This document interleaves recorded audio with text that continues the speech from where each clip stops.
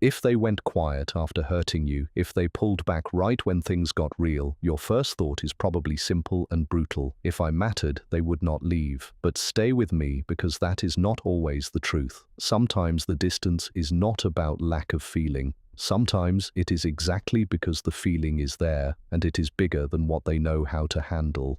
What looks cold on the outside can come from panic on the inside. What feels like rejection can actually be emotional overload wearing the mask of control. And that is why this gets so confusing, because you are reading silence as absence, while they may be using silence as a shield, not a healthy shield, not a fair one, but a shield all the same. So before you blame yourself, before you replay every word and decide you were too much, too emotional, too hard to love, slow down. This is where most people get the story wrong, because when an avoidant person hurts someone they care about, the pain does not always push them closer. It often pushes them away, not because they want to lose the connection, but because they do not know how to stand inside the discomfort that real connection demands. And once you understand that, the whole pattern starts to look different. Still painful, still frustrating, but different in a way that gives you clarity instead of confusion. And what that clarity shows you next is even more important, because it explains why they can miss you, care about you, and still do nothing.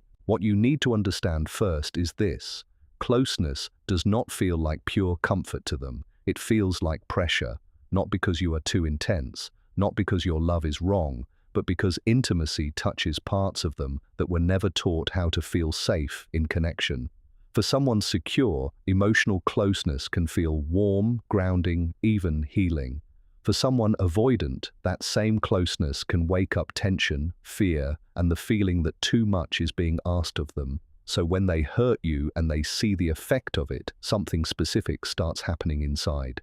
Your pain does not just register as sadness, it registers as responsibility, it registers as expectation, it registers as a moment where they are now supposed to respond, repair, explain, and emotionally show up in a way they may never have learned to do well. And that is where the system inside them starts firing. The relationship no longer feels soft. It starts to feel heavy, it starts to feel exposing, it starts to feel like they are standing in a place where they could fail in full view. And rather than step into that tension, they often step out of it. They create space, they go silent, they act distant. From your side, it feels like abandonment. From their side, it feels like the only way to calm the storm. This part matters, so do not miss it. Their distance is often less about what they feel for you and more about what they feel inside themselves when real emotional pressure arrives. That does not erase the hurt, but it explains why the pull away can happen at the exact moment you most need them close. And that is why people often misunderstand the withdrawal. You see them backing off and assume it means they do not care. But in many cases, the opposite is closer to the truth. The more meaningful the bond, the stronger the emotional reaction. And the stronger the emotional reaction, the stronger the urge to escape the intensity of it. Once the connection matters, once there is real attachment, once there is something valuable they could lose or damage, the fear gets louder. So instead of moving toward you and risking the wrong words, the wrong tone, the wrong response, they move away from the whole scene. They choose silence over messy honesty, distance over exposed vulnerability, control over connection. Psychologically, it tracks. Their deeper belief is often something like this: if I stay self-contained, I stay safe. If I stay in control, I do not drown. So the moment emotions become unpredictable, they try to reduce the risk by reducing contact. They tell themselves they will reach out later. They tell themselves they need time to think. They tell themselves it will be better once things cool down. But what they do not see is that the waiting becomes its own kind of damage. The longer they wait, the more tension builds. The more tension builds, the harder it feels to return. And suddenly, a short silence becomes a rupture. A pause becomes a pattern. A moment becomes a message. You are not asking for perfection. You are asking for presence. But to them, showing up imperfectly can feel like proof that they are failing. And for someone who fears failure in love, withdrawal starts to feel like the safer option, even when it quietly destroys the very thing they do not want to lose. This is where your perspective becomes so important, because if you only read their behavior through your own emotional needs, the distance will always feel personal. It will feel like evidence that you were not important enough. It will feel like proof that if you had meant more, they would have stayed closer, tried harder, spoken sooner. But once you understand the mechanism, something shifts. You start to see that their distance is not a clean statement about your worth. It is a reflection of their emotional capacity in that moment. And capacity is not something you can negotiate into existence. You can be patient, you can be kind, you can communicate clearly, you can offer space for honesty, but you cannot force someone to function beyond what they are emotionally equipped to handle. And that truth is hard because it gives you clarity without giving you comfort. Understanding them does not suddenly make the silence easy. It does not cancel the disappointment. It does not remove the loneliness of being left in the dark. It simply stops you from turning their limitation into your identity. And that matters more than people realize. Because the moment you stop calling their withdrawal a measure of your value, you begin to get your footing back. You stop chasing explanations they cannot even fully explain to themselves. You stop trying to earn closeness from someone who does not know how to sustain it. You stop treating their confusion as your personal failure. Keep watching, because this next layer explains why they often know they hurt you and still remain frozen. They usually do know. That is one of the biggest misunderstandings in this kind of dynamic. People think avoidant behavior means emotional blindness, like they simply do not notice the pain they cause. But many times they are painfully aware. They know they hurt you, they know something broke, they know the distance is getting worse. The problem is not awareness. The problem is what awareness turns into inside them. For a secure person, guilt can create movement. It says, I messed up, let me fix it, let me repair, let me own it. But for an avoidant person, guilt can feel exposing, almost unbearable. It does not just say, I did something wrong. It threatens to say, maybe there is something wrong with me. Maybe I cannot do relationships well. Maybe I hurt the people I care about. Maybe I am not capable of what this connection needs. And instead of staying with those thoughts and working through them, they often try to get away from whatever activates them. That includes you, not because you are the problem, but because being near you reminds them of the problem. So they freeze, they stop reaching out, they stop explaining, they stop engaging. From the outside, it can look heartless. Inside, it may feel more like paralysis. They care, but they do not trust themselves to handle the moment well. They want relief, but the path to relief would require emotional exposure, accountability, and uncertainty. And those are the very things they are wired to avoid. So guilt sits there, heavy and silent, and instead of leading to repair, it often leads to more distance. That creates a painful split inside them. One part wants to reconnect, one part wants the tension gone, one part remembers your voice, your presence, the comfort that existed before things got messy, and feels pulled toward restoring it. But another part is saying, if you go back, you will have to answer for your silence. You will have to face emotions you do not know how to manage. You will have to meet expectations that feel too big. You will have to risk being seen as disappointing, incapable, or weak. So what looks like a simple choice from the outside does not feel simple inside them at all. It feels like choosing between two kinds of discomfort. And when the avoidant mind has to choose, it usually chooses the discomfort that feels more familiar: distance, silence, delay. That is why the silence can last far longer than you expect. Not because they forgot, not because the connection meant nothing overnight, but because they are stuck in a freeze state where feeling exists and action does not follow. And this is the trap many people fall into. You feel the silence and rush to close the gap. You explain more, you reassure more, you reach again, you try to make it easier for them to come back. But when you do that, you may also be carrying the emotional weight that they need to face themselves. You keep the bridge standing alone, you keep the dynamic alive with your effort. And while that may reduce the immediate pain, it can also delay the moment they would have to truly confront their own part in what happened. This does not mean they feel nothing. It means feeling and action are disconnected. That is one of the hardest truths to accept, because most people live by a basic belief. If someone truly cares, they will do something.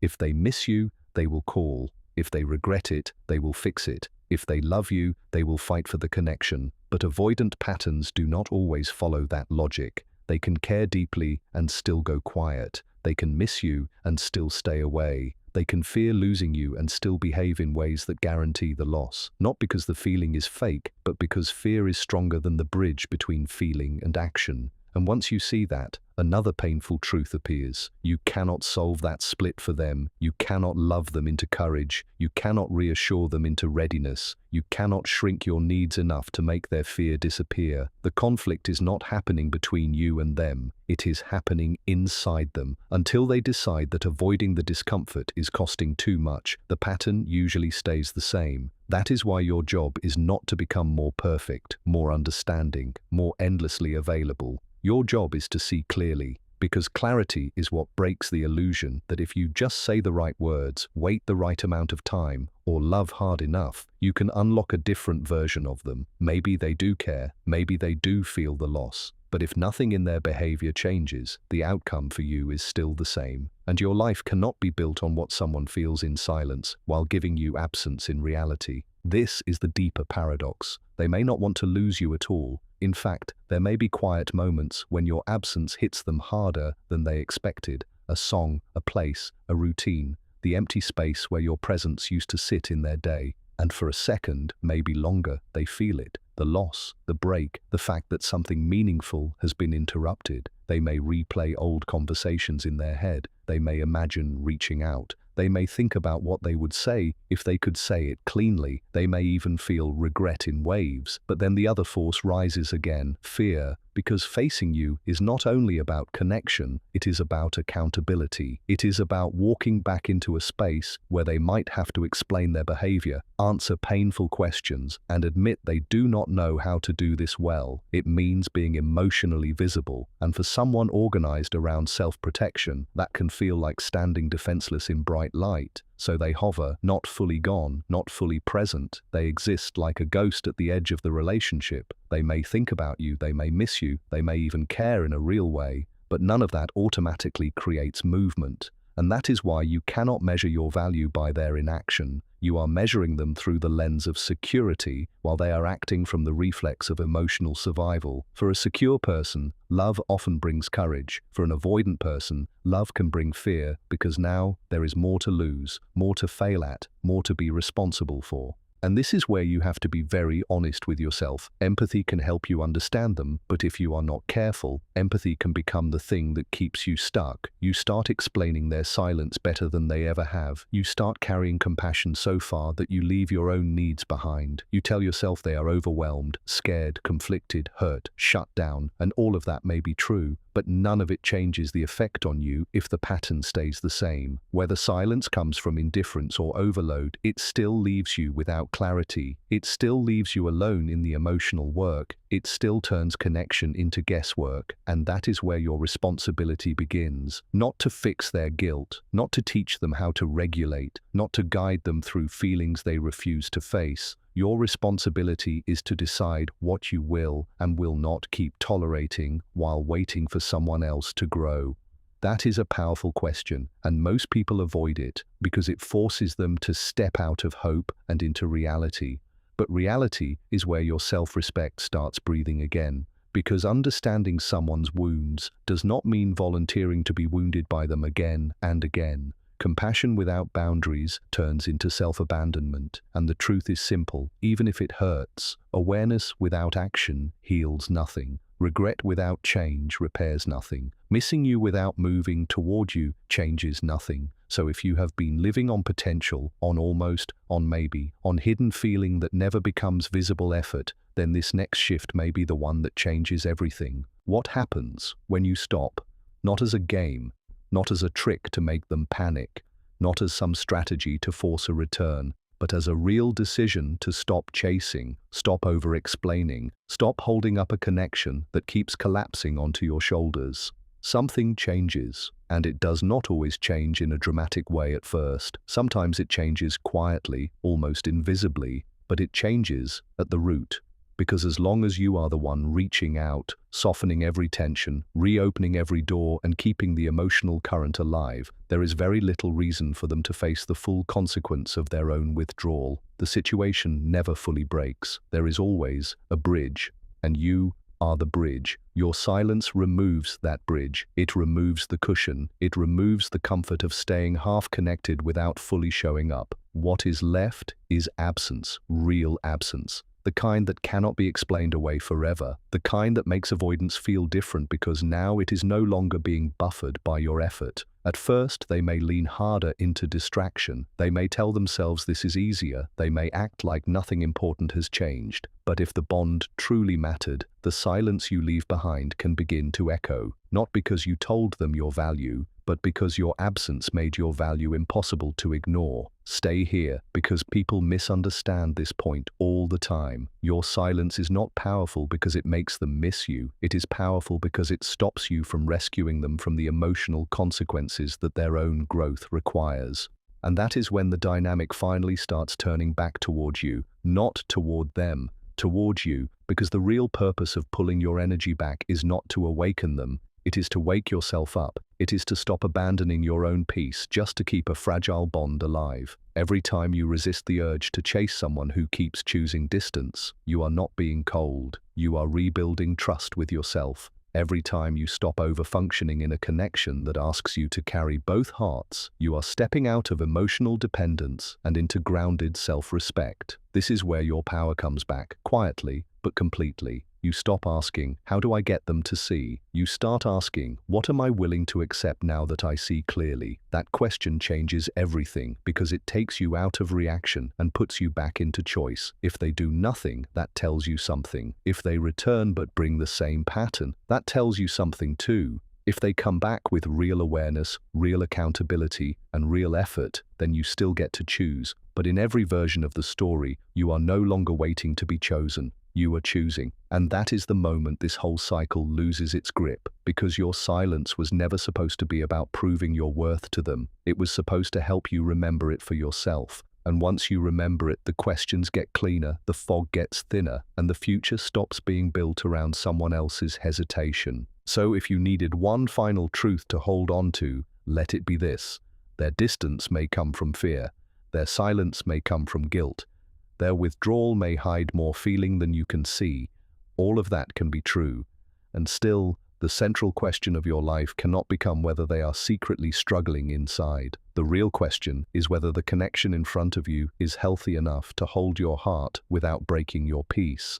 Because love is not only about hidden emotion, it is about visible responsibility. It is about presence. It is about repair. It is about the willingness to stay in the room when things get uncomfortable instead of disappearing and calling it self-protection. If they cannot do that right now, that is their reality. It does not have to become yours. You do not need to hate them to release the pattern. You do not need to stop caring, to stop chasing. You do not need a villain in order to choose yourself. Sometimes the deepest closure is not finally understanding every detail of why they pulled away. Sometimes it is accepting that whatever the reason, the result kept costing you too much. And once you accept that, something inside you settles. You stop reading mixed signals like sacred text. You stop trying to decode silence as if your future depends on it. You stop waiting at the emotional doorway for someone who keeps hesitating to walk through. And in that stillness, you get your answer. Not because they finally explained everything, but because you no longer need their explanation to move forward. That is the shift, that is the freedom, and that is where your life begins to open again.